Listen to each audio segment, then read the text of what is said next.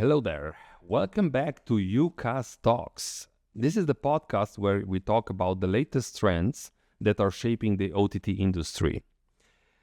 Today, we'll talk about a strategic approach that the OTT providers are adopting to combat subscriber churn. We'll talk about the implementation of long-term subscription models.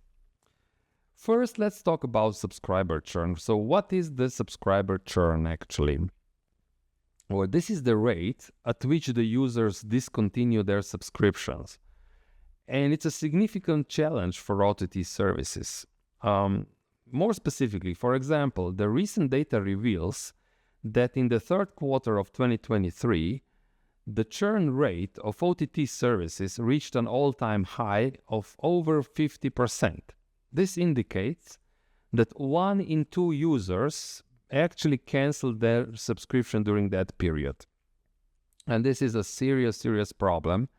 And the operators need to monitor that and in the end address this issue to successfully run the service in the long term. So let's talk about what are the common causes of OTT churn. Let's list a few of them.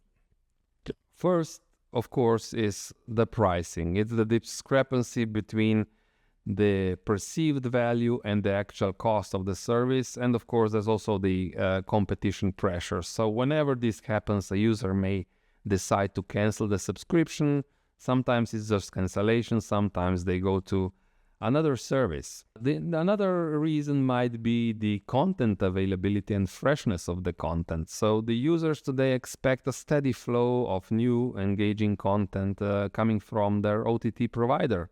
And if that's not the case, they may decide to cancel the subscription. Third, there are technical challenges usually. So challenges such as streaming interruptions, buffering, some outdated interfaces, clunky navigations, things like this. This all leads to dissatisfaction and danger of canceling the subscription. We can also mention here the lack of customization and personalization. So we are in the OTT space and users expect that their service, the platform, the user interface all adapts to their preferences. And if this doesn't happen, again, there's a danger of losing the customer for that. Sometimes there are some quite basic things like just simply failing to renew your subscription. Sometimes there are some failed payments, expired credit cards, complicated renewal processes. This all can lead to frustration, and at the end, the user may decide, well, I just don't want this service anymore. And that's a danger for the operator. Next, we can also talk. We've also seen some device limitations, some accessibility barriers. So sometimes the service is not available in certain regions or certain devices, and that may leave some sort of dissatisfaction with the user, and they may decide to leave the service. And last, I think we should mention this as well. It's not often talked about, but if you have excessive promotional messages, excessive advertising, excessive upsell attempts, this can leave a negative user experience. So we all know, the advertising is the blood of the service, but really, if it's too much, this can lead to frustration. So pay attention to that as well. Well, to address these challenges, now OTT platforms are experimenting with long-term subscription plans, right? So if you have these short 1-month subscriptions, there's always a danger that the user may not decide to prolong this subscription and you will lose a subscriber. So if you can secure a 1-year subscription, that's of course much better, or even subscription where it just automatically extends every month. This just secures the customer for this service much better.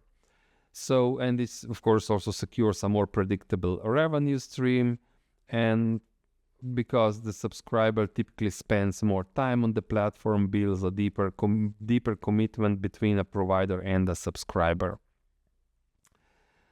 But I think we should talk about some methods, how the operator can reduce OTT churn. We've talked about the dangers, what are the causes, but what can the operator do proactively to reduce the churn?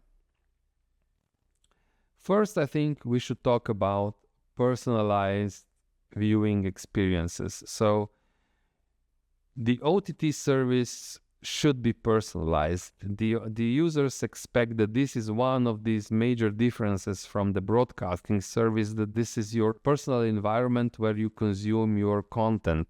And the operators should use new technologies such as AI and machine learning algorithms to customize the user interface, to tailor the recommendations to this specific user and to their behavior. Secondly, enhance your platform stability and accessibility.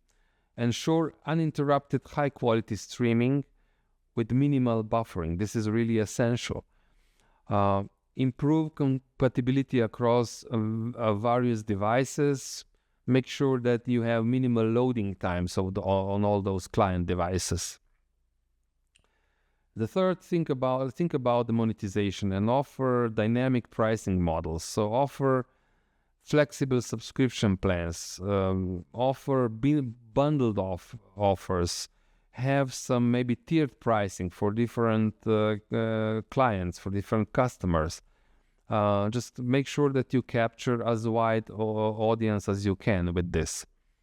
And we mentioned this before, but also optimize your payment process. Make sure that the checkout and the renewal processes are really simple and easy to understand. Also, one thing you can do, implement some proactive user engagement. So use data analytics, monitor user activity, and just identify the signs when the user is more likely to churn, and then come to them proactively with some special offers to keep them on the platform. Much better than if you actually get to the point when they cancel and you try to win them back. It's much more successful. If you can, of course, have fresh content, if you can secure exclusive content, but you should nevertheless have fresh content on the platform regularly. Then think about the support.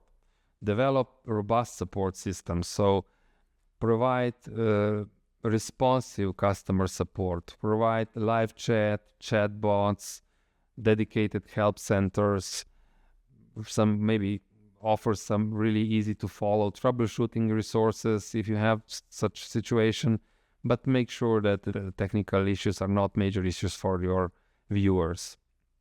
Then, of course, continuously gather feedback and adopt the platform, adopt the service, adopt the user interfaces. Just constantly develop the platform. One is, of course, offer fresh content, but also think about the newest trends in the features, in the additional services that can be bundled with your basic streaming service, and think about extending, renewing the service like that.